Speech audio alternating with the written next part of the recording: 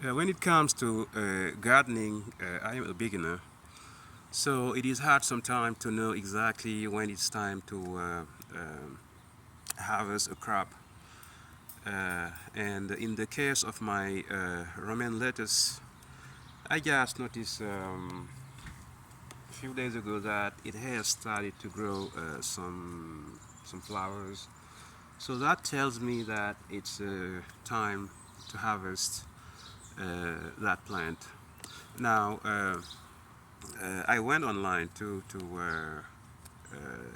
do some research about uh, the time it takes to grow Roman lettuce, and they say it should be between 2 to 3 months. So when I checked my YouTube video, I noticed that it's at least 2 months because it was planted at the same time than these watermelon and cantaloupe. So I'm gonna go ahead and start the process of harvesting this romaine lettuce. So I'm gonna start with this one right here. So just pull up. See here, kind of dry. So, but this is the result of 2 months of planting romaine lettuce. And like I say, the early leaves were pretty bad because they were attacked by slugs. But all the rest, once I put this mesh, looks pretty well, pretty nice.